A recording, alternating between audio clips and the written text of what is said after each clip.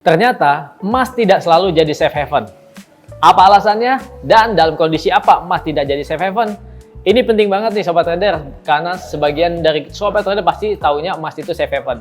Jangan skip video ini karena saya akan bahas dalam kondisi apa emas tidak jadi safe haven.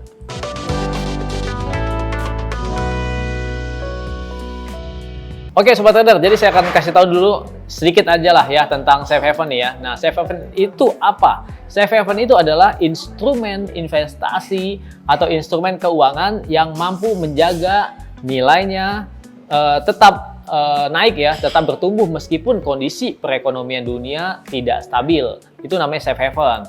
Nah, kondisi yang memicu emas menjadi safe haven itu apa sih? Yaitu adalah ketidakstabilan ekonomi. Lalu ada ancaman resesi atau krisis ekonomi global, kemudian geopolitik seperti kebijakan politik yang mengganggu atau tidak stabil, ataupun ancaman perang dan lain-lain. Oke, berikut historis gold sebagai safe haven ya, yaitu dimulai kita ambil dari tahun 1970 di mana ada krisis harga minyak dunia ya. Pada waktu itu OPEC memberlakukan embargo minyak yang menyebabkan kekacauan ekonomi. Harga minyak waktu itu sempat turun ya, sehingga kita lihat emas meroket dari 35 menjadi $200 per troy ounce. Kemudian krisis politik ya di Iran juga menyebabkan harga emas itu naik ke level tertinggi sepanjang masa saat itu $850 per troy ounce. Dan kita tahu tahun 2008 terjadi krisis ekonomi ya, krisis finansial global di Amerika yang menyeret juga ke negara-negara lain di mana Lehman Brothers itu ya. Dan kita lihat harga emas meroket ke $1.900 per troy ounce. Kemudian kita lihat ada krisis utang di zona Eropa pada tahun 2010 sampai 2012. Ini juga memicu harga emas naik. Kemudian memasuki tahun 2020, COVID-19 pandemik. Kita tahu bahwa di masa COVID harga minyak menyentuh level $2.000 per troy ounce. Kemudian masuk tahun 2022 ada Rusia-Ukraina War atau invasi Rusia ke Ukraina. Ini menyebabkan harga emas naik ke 2.100 dan terus naik lagi. Dan yang terakhir adalah perang tarif di era Trump 2.0 ya. Ini adalah era kedua daripada Presiden Trump, di mana perang tarif semakin memanas dengan kenaikan-kenaikan tarif yang baru.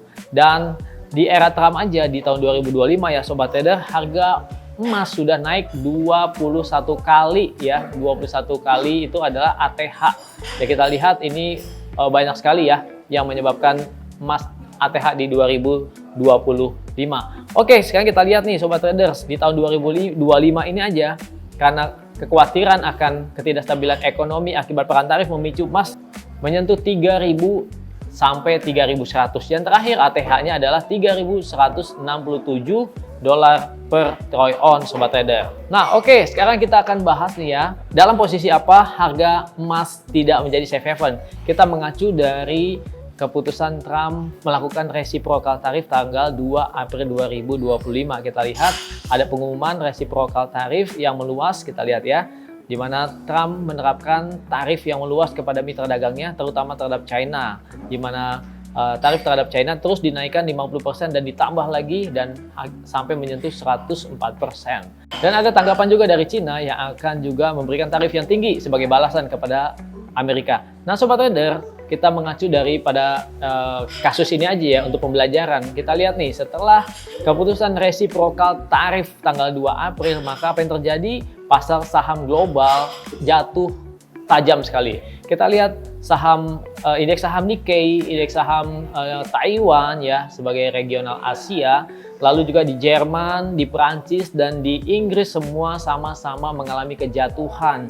Apalagi indeks dolar Amerika Serikat seperti S&P 500, lalu Dow Jones dan juga Nasdaq Composite ini mengalami kejatuhan. Dan Nasdaq bahkan dalam 2 hari mengalami penurunan tajam 9, sekian persen dan berlanjut lagi ke minggu berikutnya Sobat Trader. Sobat Trader bisa melihat di sini pasar saham ke zona merah. Nah, lalu balik lagi nih ya ke kasus kenapa emas bisa rontok juga ya, tidak jadi safe haven. Kita mengacu ke kasus ini, yaitu ketika terjadi sell off di market saham, maka kita lihat para investor itu membutuhkan likuiditas cash ya, membutuhkan cash money. Maka dari mana mereka mendapatkan cash money sementara uang mereka sudah menguap di pasar saham, Bitcoin juga jatuh, dolar juga melemah. Maka mereka melikuidasi posisi mereka yang ada di gold yang sudah mengalami ATH dalam beberapa minggu. Dan mereka menutup sebagian posisi mereka. Gold yang tadinya naik ke level 3167 atau ATH all time high sepanjang masa ya, lalu mengalami penurunan tajam dari periode 3 sampai tanggal 7 April. Nah, inilah sebabnya Sobat Trader, poin inilah intinya kenapa emas tidak jadi safe haven. Jadi ketika terjadi sell off di market saham atau ketika terjadi ada kebijakan yang membuat ketidakstabilan ekonomi, jangan buru-buru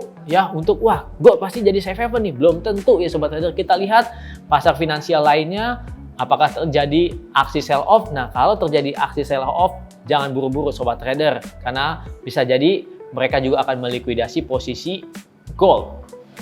Oke, poinnya apa sih? Nah, poinnya di sini saya akan mau sampaikan adalah kondisi ini bisa aja berulang lagi 3 bulan lagi atau 6 bulan lagi. Kenapa? Karena resiko perang tarif bukan mereda tapi akan semakin meningkat. Ya, saat ini Trump memang sedang menunda untuk 90 hari, tapi bisa saja tiba-tiba dia akan mengumumkan lagi tarif tambahan buat Cina lah atau buat negara lainnya. Artinya resikonya bisa terjadi sewaktu-waktu. Kalau itu terjadi, bisa terjadi lagi sell off di market saham. Dan kalian jangan FOMO ya, tiba-tiba akan pasang buy full margin misalnya di gold karena mengira gold akan terbang karena safe haven. Hati-hati Sobat Trader, jangan FOMO. Yang kedua adalah trading tidak harus berdasarkan isu atau berita saja atau fundamentalnya saja. Kalian juga harus lihat secara teknikal. Kalian harus lihat juga apakah terjadi korektif, apakah terjadi misalnya dari candlestick-nya, candlestick-nya misalnya candlestick bearish. Kalau misalnya terjadi candlestick-nya bearish engulfing atau bearish reversal, maka bukan berarti kita tetap open posisi buy. Oke, jadi yang terakhir Sobat Trader, jangan sampai salah langkah. Kalau terjadi lagi sell off di market saham, kalian harus lihat dulu ya teknikalnya gold. Bisa jadi gold bakal turun karena banyak posisi yang dilikuidasi. Tapi tetap tenang bahwa mau turun, mau naik, gold tetap berpeluang untuk menjadi cuan. Jadi kita tradingnya kan two ways opportunity ya.